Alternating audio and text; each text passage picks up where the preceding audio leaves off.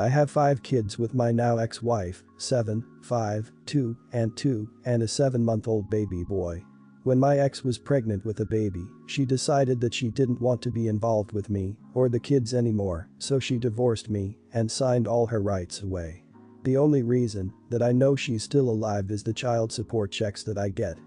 My kids are obviously still upset over their mum just getting up and leaving without even giving them a heartfelt goodbye. My oldest has expressed being cross towards me regarding the situation, since she's the only one that truly understands that her mom probably won't come back. She feels abandoned and has come to me crying because she believes that her mum doesn't love her anymore. My other daughter still believes that her mum's gonna come back, and it really hurts to hear her ask when she'll be back. My other kids, obviously, don't understand where their mum has gone. All I can truly get from them is tears and asking where their mum has went. Just to be clear, I don't badmouth their mother or say bad things in general about her to them. Yesterday, my ex called. I only picked up because I didn't recognize the number. She said hello and asked if she could speak to the kids. I said no, mostly because I didn't know how they would react. She said that she missed them terribly and because of COVID, couldn't see them, and she really wanted to hear their voices. I said that I wasn't comfortable with that. I told her that I would talk to my oldest 2 later on and ask if they wanted to speak to her, but for now, I wouldn't allow it. She said that she was still their mum and that she had the right to speak to them. I said that she lost any right to them when she signed those rights away. At this point, my wife raised her voice and said that I was keeping her away from the people she loved most. I said that I didn't care about her feelings, that she abandoned the kids, and to back off like she did months ago before hanging up. My kids weren't in earshot, just to be clear. I'm not proud of losing my temper because I'm not that kind of guy. But I was at my wit's end and couldn't take it anymore. I still have my mother-in-law as one of my contacts because I don't have anybody else to care for the kids if something happens to me. All night, she's been blowing up my phone, saying that my ex-wife is still a mother and has a right to talk to her kids. I don't know. I'm tired. Honest opinions. Not the idiot. It might be good for the kids to have contact with their mother, but not in this ad hoc fashion when she's in the mood. Her dropping in and out of their lives will be far more damaging to them than her just leaving. If you do decide to allow contact, I strongly recommend you work with a family therapist to re-establish contact in a way that's best for the kids. Also, be careful of your mother-in-law, you don't want her going behind your back to let ex see the kids. My mother literally abandoned me at 14 and all 4 of my siblings in a similar way, and I should have never gotten back in touch with her after I turned 18. You're protecting your kids from her doing the same thing again. It's not fair to your children to have a part-time parent, someone who might decide one day she doesn't want to be a mom again and leaves all over again. Your ex-wife doesn't get to act like a child with a doll, decide she's done playing with it and throwing it away. Your daughters and sons deserve a mom that will be there for them. If your ex wanted to still be in their lives, she shouldn't have just signed away her rights. I'm sure you need the child support you do get from her for other things, but I would strongly suggest getting your 2 oldest in therapy, especially your oldest, as she will need it. Not the idiot. Your wife can't come and go as she pleases. That is horrendously unfair to your kids who need and deserve consistency and a lot more than she is giving. Yeah, yelling is not ideal, but you are human and dealing with a lot, so you're not an idiot for that. She signed her rights away. It is your absolute duty to keep your kids safe mentally, physically and emotionally. You decide if it's okay for her to see or speak to them. If you don't feel it's good for them right now, then your answer is final. You absolutely need to get the kids into therapy though, and should probably talk to someone yourself. This is a hell of a lot to deal with. While right now might be the wrong time for them to speak to her, at some point it might be the best thing for them. Not the idiot. I recently won a huge amount of money. I won't say exactly how much, but it's in the millions. It makes me feel funny even typing it's enough to change the life of myself and my family. My ex-wife is the mother of my 2 kids. She is an amazing woman and good to the bone. We divorced 6 years ago because I had an affair with my current partner. I was in a low place in my life and I messed up. She was in incredible pain, but, like a saint, she allowed me to still see our kids who mean the world to me, allowed our divorce to be as pain-free as possible, despite the fact that I know she was hurting. she still is close with my parents. She is respectful to me, although she refuses to talk to my girlfriend. She was actually the first person I phoned after my mom and pops, after I found out I won the lottery. She was pleased for me, joked that I could take the kids on a world round trip, and that was that. Nothing else. As soon as I won, I knew I wanted to give her a significant amount. I still love her. She's the mother of my babies, and I feel like this is some small tiny way I can show her that I'm not a complete idiot. She deserves to know that I care despite my mistakes. She also works a shitty job in the public library which pays her peanuts. She would actually be able to pursue her hobbies this way. Give our kids a better life between us. I haven't discussed this with my ex yet, but I have with my parents who strongly agree, and my lawyer who was very surprised but on board. Long story short, when I told my girlfriend, she was livid. Screaming that I'm disrespecting her, accusing me of still being in love with my ex-wife. I'm not in love with her. We've both grown apart, but of course I still love her for being an excellent co-parenting partner and mother to my kids. My girlfriend is threatening to break up with me, and to be honest, I'm feeling incredibly relieved over the threats. I don't plan on changing my plans, but am I the idiot? Not the idiot. I raised an eyebrow when you said you still love your ex-wife, but your explanation of your feelings made complete sense to me. Clearly it's not anything romantic. Is it so strange that you want to give money to the mother of your children, who, from the sound of it, is taking care of them most of the time? I think your GF is being irrational and entitled, especially considering that it's your money, not yours and hers. You can do whatever you want with it. Your ex-wife sounds like a saint for how well she dealt with the fallout of your marriage. She deserves the money. Congratulations on the win, OP. I think your current girlfriend is in an unenviable position. Well, she's wrong to resent you giving money to the mother of your children. The way you talk does sound like you're still in love with your ex-wife, and that you consider cheating with your current girlfriend as the biggest mistake of your life. Just by the way you write, it sounds like you, rightly, accept that what you did was wrong, but also that you believe you would have been happier if you'd never met your girlfriend. If I've picked up on this, and assuming I'm not a million miles off the mark, it's reasonable to assume your girlfriend has too, which may explain her reaction. You were wrong to string her along for this long, especially as you now seem to feel happy she's talking about ending it. You should have broken up with her a long time ago, it seems. Not the idiot, if you intended for the money, to help out her and your kids. If you only intended to give it to her because you love your ex-wife, then you're a bit of an idiot. Everyone sucks here for making your current girlfriend a plan B. The way she reacted was a little over the top, but to be expected since you are giving money to another woman that you used to be married to.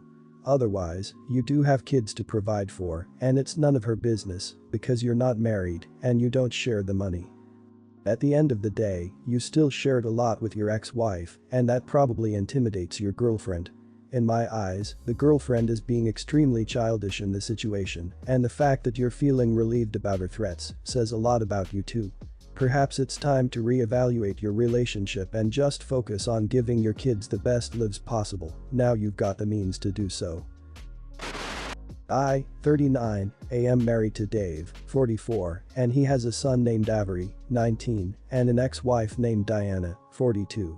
Avery has always been hostile towards me and blamed me for his parents' divorce, despite his dad not meeting me until 3 years after. I have tried my best to spend time with Avery, and I've been respectful of all the boundaries he set with me.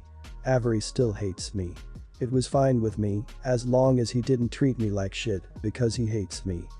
Well, Avery started treating me like shit when he found out his dad was marrying me. He threw a fit, saying his dad needed his permission before marrying me and that he wouldn't come to the wedding. His dad and I let it slide and sat down with Avery and Diana to try and figure out why he was upset. It didn't work, and Avery refused to see us until the wedding. At Dave and I's wedding, Avery objected to us being married in front of everyone and asked to make a speech in front of everyone later in the night. In his speech, he told everyone what a horrible person I was and that I was responsible for his parents' divorce and that I was a dirty homewrecker. Dave drove Avery back to Diana's, but the damage was done and several wedding guests assumed Avery was telling the truth. My wedding night was ruined because of this, and a good part of my family refuses to speak to me, despite me explaining to them that this was not the case. Avery has continued to treat me like shit since then. He got mad at me once, so he dropped my cat off at a shelter 2 towns over and refused to tell me where he was until he'd been put down. I wanted to keep my wedding dress after the wedding and he tore it to shreds. Just 2 examples, I'll give more if anyone wants them. Finally, Wednesday, Dave and I had Avery over for dinner because Avery actually wanted to come.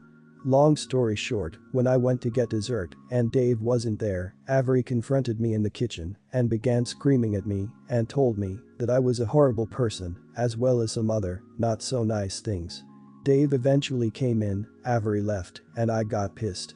I told Dave that I was tired of his son constantly attacking me and treating me like shit because of something he knows didn't happen and that I'd put up with his bullshit for the last 6 years. I told him that he had to make a choice between me and Avery because I wasn't putting up with Avery's shit any longer, and if it was a requirement of being married to Dave, I'd be filing for divorce. Dave told me it wasn't fair to make him make this decision, and I told him it might not have been fair, but it wasn't fair of him to let his son harass and attack me for years. Am I the idiot for making my husband choose between me and his son? This is heartbreaking. I'm so sorry he killed your cat and ruined your wedding. Being a step-parent is hard. My brother and I resented our stepfather for a very long time, but we recognized when he was trying to be there for us, and we never harmed his pets or destroyed his things, aside from packs of cigarettes, so I applaud your patience, and I recommend you go ahead and file for divorce. There truly are happy endings out there, and the energy and pain you're going to waste and experience trying to fit yourself into a situation you are constantly being pushed out of is only going to push that happy ending further and further away. If someone did that to my cat, I might literally strangle them to death, consequences be damned. Plenty more to comment on, but really no need past that point. Your patience is astounding. I 100% believe you are not the idiot. Avery probably just wants a reason to why his parents got divorced and just blamed you because it would be an easy blame. Him destroying your wedding dress and getting rid of your cat are horrible things. Get out of there while you can, honestly. Your life will be a living hell if you don't. Even if he chooses you over his son is 19 and from various things stated here, he could very well be arrested for already. But his son can still continue to ruin your life as long as you're with him. Internet presence is a big thing, and from the sounds of it, he's already pseudo-brainwashed people to be on his side. As someone with divorced parents and a strained relationship with my father, I am going to say everyone sucks here. Please know I do not condone Avery's behavior in any way, shape, or form. He sounds like an idiot in general, however, I don't think it's fair for you to make your husband choose between you and his son. Your husband needs to put his foot down and set a lot of boundaries with his son. I love my father dearly, and it kills me every day that he chooses his new family over me. You haven't done anything wrong to Avery, and he needs some serious therapy, but making your husband choose between you and his son is an idiot thing to do. I'm sorry for everything Avery has put you through, and I hope it gets better. I, 37, have 3 girls, 8, 10, and 12. Their mother walked out on us for another man when our youngest was around 4. My ex still stays in contact, though, and pays child support. A few weeks ago while doing laundry, I saw red spots on my oldest's underwear. I asked her if she knew about it, and she cried and told me she tried to call her mom, but my ex didn't call back. She'd been stuffing toilet paper in her underwear, hoping that would work. I explained to her that periods are nothing to be ashamed of and found some great resources online for us to review together. I took her to the store to pick out brands of feminine products she wanted to use. She picked Playtex Sport because she's a gymnast. After we were done, I decided I should do the same thing with my other 2. My 12-year-old volunteered to be part of preparing them, and we made a whole night of it. It was wonderful, and I learned a lot. I even learned what a menstrual cup is and how they benefit the environment. The other day, my ex called back. I'll usually arrange a video chat and leave the room so they can have some alone time, and when they're done chatting, I'll come back in to talk boring co-parenting stuff like school, bills, etc.